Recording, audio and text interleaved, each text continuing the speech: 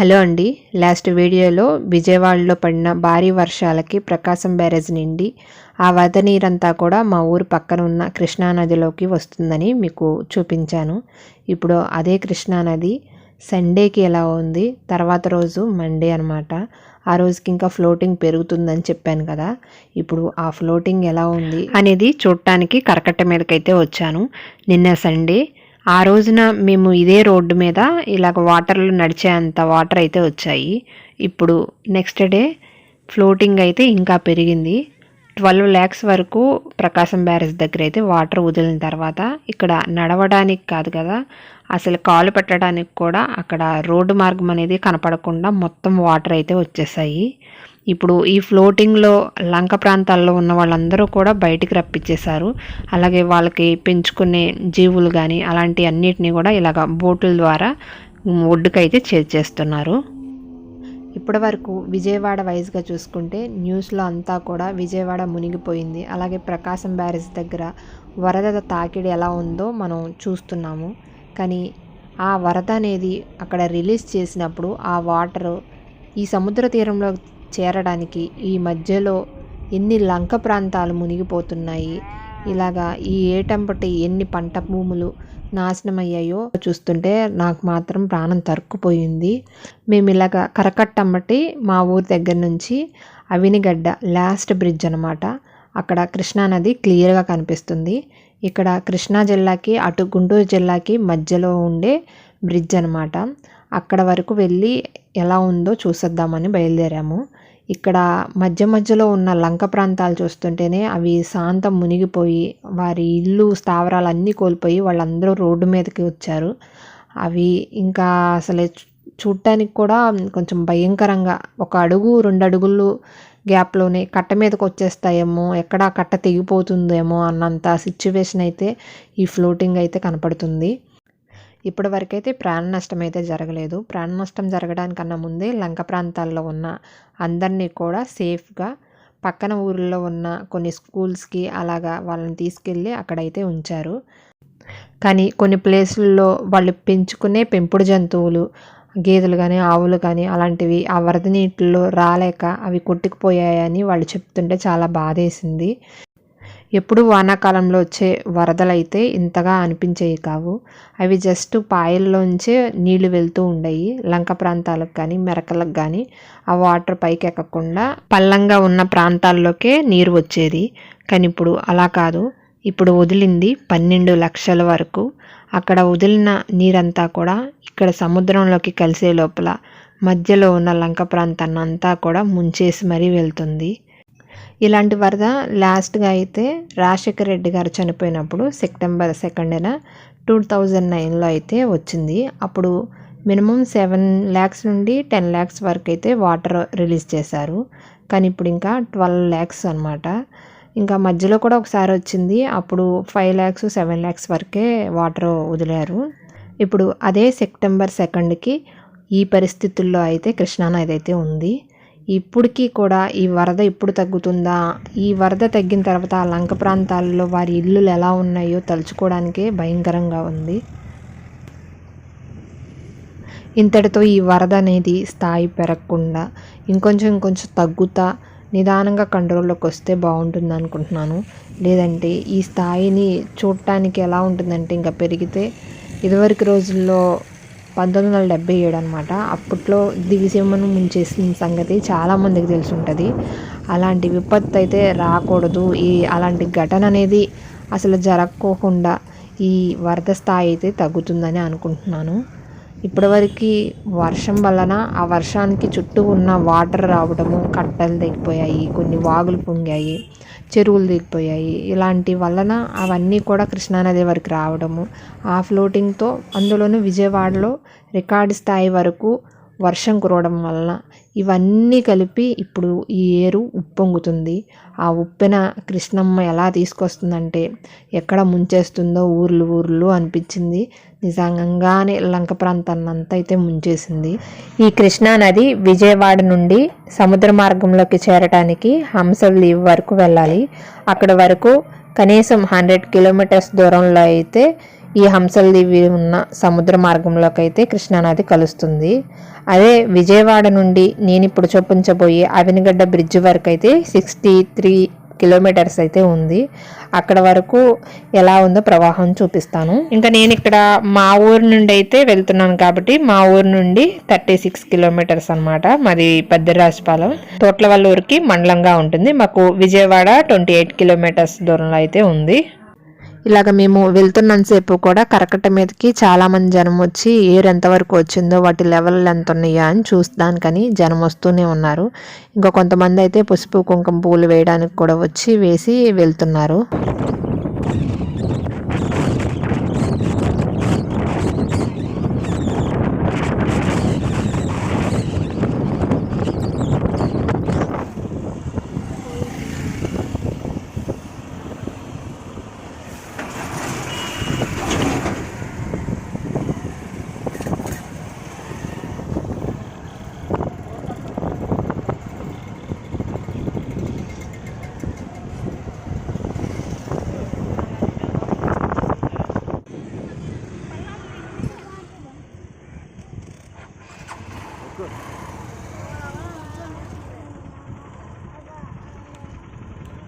చూడ ఓరోడు చూడు అట్లా మన మయాన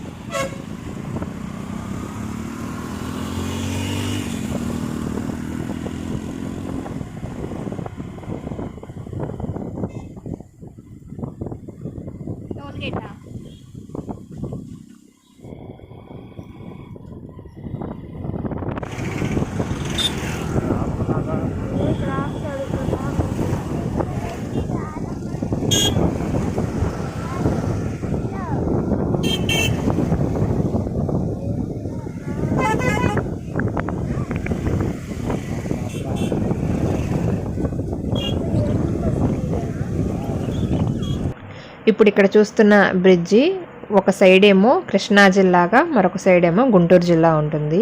కృష్ణా జిల్లాలో వచ్చి అవినిగడ్డ, మోపిదేవి ఉండగా, గుంటూరు జిల్లాలో అయితే రేపల్లి స్టార్ట్ అవుతుంది. ఇప్పుడు ఈ బ్రిడ్జ్ కింద ఉన్న మొత్తం కృష్ణా నది కూడా ఇంకొక 25 కిలోమీటర్స్లో హంసలీవ్ వరకు వెళ్ళి అక్కడ నుంచి సముద్రంలో కలవాల్సిందే. కానీ ఇప్పుడు పరిస్థితి ఎలా ఉందంటే, ఈరోజు సెప్టెంబర్ 2, ఈరోజు అమావాస్య. అమావాస్య వచ్చినప్పుడు ప్రతి సముద్రంలో కూడా ఓటుపాట్ల వలన ముందుకి ఆ సముద్రం అనేది జరుగుతుంది. ఆ పోటుకి ఇప్పుడు వచ్చే నీరు కూడా సెప్టెంబర్ 1 నుండి అలాగే సెప్టెంబర్ 2 రోజున ఈ వరద పోటు అనేది సముద్రంలో కలవడానికి ఎదురొస్తుంటే, ఇక్కడ సముద్రంలో పోటు వలన ఆ ఉన్న నీరు కూడా ముందుకు నెట్టేస్తుంది. ఇప్పుడు ఈ అమావాస్య వెళ్ళిన తర్వాతే ఈ సముద్రంలోకి ఈ నీరంతా కూడా పూర్తిగా లాక్కోవడానికి అయితే ట్రై చేస్తుందంట. కనిపిస్తున్న ఈ అవినిగడ్డ బ్రిడ్జ్ అసలు పేరు వచ్చి పులిగడ్డ పెనుమూడి బ్రిడ్జ్ అంటారు. ఈ బ్రిడ్జ్ 2006లో రాజశేఖర రెడ్డి గారు దీన్ని ఓపెన్ చేశారు. మినిమం 71 crores ఈ బ్రిడ్జ్ని అయితే స్థాపించారు. ఇది కనీసం 3 కిలోమీటర్లంత దూరం అయితే ఉంటుంది. ఈ బ్రిడ్జ్ వల్ల 2 జిల్లాల మధ్య 100 కిలోమీటర్ల ప్రయాణాన్ని అయితే తగ్గించింది. అలాగే బ్రిడ్జ్ మీద కూడా చాలా జనం ఉన్నారు. అందరూ ఇలాగ వరద స్థాయి ఎలా వచ్చిందో చూడటానికనే వచ్చారు. ఇంకొక పక్కన అయితే ఆవులు, ఎద్దులు ఇరుక్కుపోయాయి. అక్కడ క్రొక్లైన్ సాయంతో అవి తీయడానికి అయితే ట్రై చేస్తున్నారు. కానీ 3 పక్కల వాటర్ ఉండి ఒక పక్కన మట్టి దిబ్బ ఉంటే ఆ మట్టి దిబ్బ మీద మాత్రమే ఆవులు, గేదెలు ఉంటే అవి ఎలా తీయాలో వాళ్ళకి అర్థం కాక ఇంకా అక్కడే మేత వేస్తూ ఆపారు. ఇంకా ఫ్లోటింగ్ తగ్గితే ఏమన్నా కుదురుద్దేమో. ఇప్పుడు ప్రస్తుతానికైతే అవి తీయడానికి కూడా క్రొక్లైన్కి కూడా ఇంపాసిబుల్గా అనిపించాయి.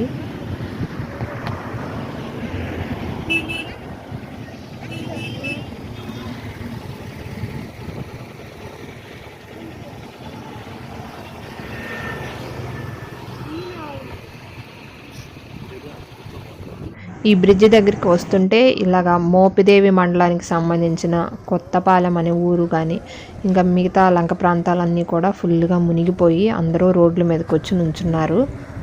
ఇంకా ఈ కట్టంట వెళ్తూ ఉంటే మధ్య మధ్యలో వీక్గా ఉన్న చోట మట్టిని అయితే పోస్తూ ఇసుక మూటలు వేస్తూ అలాగా కొంచెం కాపాడుతూ ఉన్నారు. ఎక్కడ గండి పడకుండా చూస్తున్నారు. ఇంకా ప్రతి ఒక్క ఏరు దగ్గర కూడా పోలీసులను అయితే పెట్టారు. ప్రతి ఊర్లోనూ ఏరుకి మార్గం ఉంటుంది. ఆ మార్గం దగ్గరే పోలీసులు అయితే కాపలా కాస్తున్నారు. వీటిలోకి ఎవరు వెళ్లకుండా ఉండాలని, అలాగే ప్రాణహాని జరగకూడదని అలాగా పోలీసులు వాళ్ళు కూడా అక్కడ హెల్ప్ చేస్తూ ఉన్నారు కొంతమంది. ఇంకా కొన్ని ప్లేస్ల్లో బోట్ల ద్వారా వాళ్ళ జనాన్ని కానీ వాళ్ళ వస్తువులను కానీ జారేస్తూ వాళ్ళకి హెల్ప్ చేస్తూ ఉన్నారు. బయటకు వచ్చిన వాళ్ళకి కూడా వాళ్ళకి రోడ్ల మీదే వాళ్ళు ఇంటికి ఎదురుగా వాళ్ళ రోడ్డు ఉంటే తెచ్చుకున్న వస్తువులతో అక్కడే వెయిట్ చేస్తూ ఉంటే వాళ్ళని చూడలేకపోయాము. ఇలా ఉంది ఇలా కృష్ణమ్మ ఉగ్రరూపం అనేది ఈ ఏట్లో లంక ప్రాంతాల్లో. ఇంకా ఈ వరద నీటిలో చిక్కుకుపోయిన లంకం గ్రామాలని పర్యవేక్షించడానికి కొంతమంది రాజకీయ నేతలు కూడా వస్తూ ఉన్నారు. ఇలాగా మా ఊరికి దగ్గరికి రాగానే మాకు పామర నియోజకవర్గంలో ఉన్న మాజీ ఎమ్మెల్యే అయిన కల్లి అనిల్ కుమార్ లాంటి వాళ్ళు వచ్చి ఇక్కడ ఎలా ఉందో సిచ్యువేషన్ చూసి వాళ్ళకి ఫుడ్ అలాంటివి అందించి వెళ్తున్నారు. ఇంతేనండి ఈ వీడియో ద్వారా విజయవాడ నుండి అవినిగడ్డకు వెళ్ళే కరకట్ట మార్గానికి పక్కనే ఉన్న కృష్ణా నదిలో లంక ప్రాంతాలు, ఆ కృష్ణా వరవడి ఎలా ఉందో మీకు ఈ వీడియో ద్వారా చూపించాలనుకుంటున్నాను. ఈ కొన్ని రోజుల్లో ఈ వరద తీవ్రత అంతా తగ్గిపోయి తిరిగి వాళ్ళ లంక గ్రామాలకి చేరుకోవాలని మనస్ఫూర్తిగా కోరుకుంటున్నాను.